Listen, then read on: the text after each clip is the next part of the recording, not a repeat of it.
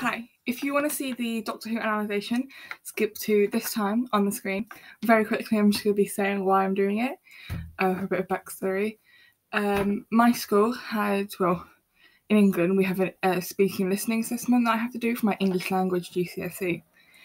And I missed the first one because I was ill. And then the second time I got cancelled. And I worked really hard on it. I wrote it for 5 hours in one day. So I just really want someone to see it, anyone to see it, which is why I'm putting it up on here. So please tell me what you think of it in the comments, just so I know that I'm not an actual failure at everything. So here we go, I guess. And I'm wearing pyjamas, don't judge me. Today, my speech is about the misunderstanding of, in my opinion, the greatest show of all time, Doctor Who. A lot of people see it as a geeky sci-fi, which is probably what you're thinking right now. And they're right, it is a geeky sci-fi, but that doesn't mean that's all it is, because it is so much more. A lot of descriptions I see are the classic crime-fighting alien story. For example, on Netflix, it says, an updated incarnation of everybody's favourite time-travelling doctor sets about fighting nefarious aliens and other foes in this epic sci-fi series, which doesn't do it justice. If I saw this now, I would think it was some cheesy kids show. The best description I could find was made by a fan, which says, a story about a man who has seen too much and run too far, a perpetual story on wit and intelligence over brute force and evil. I'm going to show you how beautiful and amazing this show is by talking you through the story. For the purpose of time, I'm not going to be including anything pre-1989 and the TV movie in 1996. First, a brief history on Doctor Who. The first episode was released on November the 23rd, 1963, running until 1989, where it was cancelled due to low viewership. This because it was starting to be shown in the late afternoon instead of the evening, meaning the majority of the audience was children, which didn't work.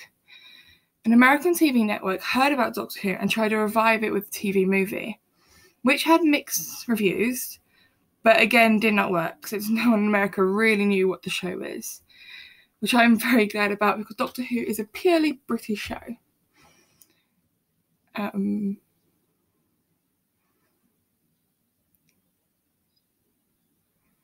knows? Who knows, it may have worked if Harrison Ford had actually accepted the offer of playing the Doctor. It wasn't until a long-time fan, Russell T Davies, lobbied the BBC to bring it back in the late 1990s, where it was discussed for 4 years between 1998 and 2002, granted production rights in 2003, and aired on March 26, 2005, that it actually worked. Me telling you this is showing that even before the revival, how much the show meant to people. Russell spent so many years trying to bring Doctor Who back, where he could have been working on other projects boosting his career, but said he was determined to bring this masterpiece back to our televisions. When we first see the Doctor again, he seems like he always does, goofy, mad, and kind of intense. There's a dark secret he's hiding, which we are hinted at in the first episode, but it's not until the end of the second episode we learn what the Doctor did. He destroyed an entire planet, Gallifrey, along with his enemy race, the Daleks, and his own, the Time Lords, making him the only survivor of the Time War, the last great Time War. The show quickly moves on from this conversation into episode 6, where we see the Dalek that fell through time.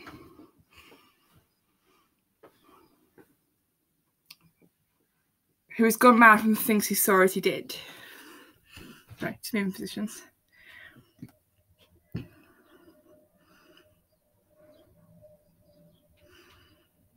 Who's been driven insane. It's quickly noticeable that the Dalek isn't... Oh, God. It's quickly noticeable that the Dalek isn't the only one who's been driven insane by the disastrous sights of the Time War, since we see a dark-skinned Doctor we've never seen before. He acts as if he was proud of his actions in the Time War, and then tries to mercilessly kill the Dalek as it screams out for help until he's forcibly removed.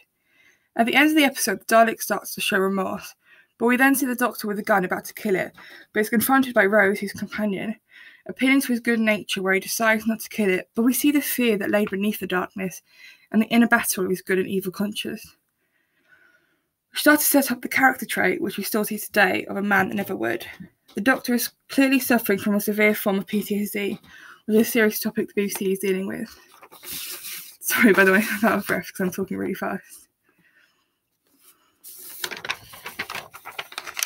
At the end of season 1, we see the Doctor confronted with a very similar situation again, but instead of one insane Dalek, there's an entire army of them who genetically mutated from human cells and have Rose hostage, which has been hinted as a romantic partner throughout the season. We slowly see the inner darkness seep back through again, where he confronts the Dalek, but instead of being scared, he is sparked by Rose's danger, showing his genius, arrogant self. Near the end of the episode, he has a weapon that can destroy all of the Daleks, which would save the lives of the majority of the galaxy. But killing the Daleks would also include killing anyone on the ship he was on, which included hundreds of innocent human lives. A very dissimilar decision he had to make at the end of the Time War, but this time he was confronted with a question: coward or a killer? We see the struggle on the Doctor's face as he makes the decision due to his experiences and relationship with his companion. He states that he would rather be a coward any day. The Doctor Who heavily sends a message of being able to make the hard decisions when you need to. In the 9th Doctor's run, we see him still too damaged from the Time War since the wounds are still fresh for him.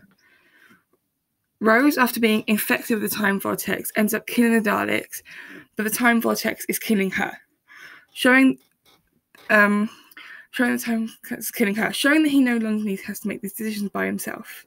He later saves Rose, but that ultimately leads to his regeneration. But the Doctor's regeneration has moved on. But the Doctor's regeneration can very much show what sort of man the Doctor was. This shows how the 9th Doctor has moved on from the Time War by choosing romance over murder. He then regenerates in the TARDIS alongside Rose, starting a new chapter in his life. In a way, the entire run was one long regeneration. He was a Doctor that started directly after the events of the Time War, and now was ended after refusing to make the same decision again.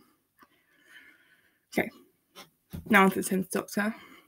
The 10th Doctor's personality is similar to what we originally thought of the 9th Doctor, but added with a bit of charm. In season 2, it deals with a huge sense of immortality, since we see this first in episode 3, where a conversation between Rose and the Doctor ends with him saying that Rose can spend the rest of her life with him, but he can't spend his with her, because human wither and decay. He names this the curse of the Time Lords. Something that we all may wish for is something the Doctor despises, and says wishes for our simple lives.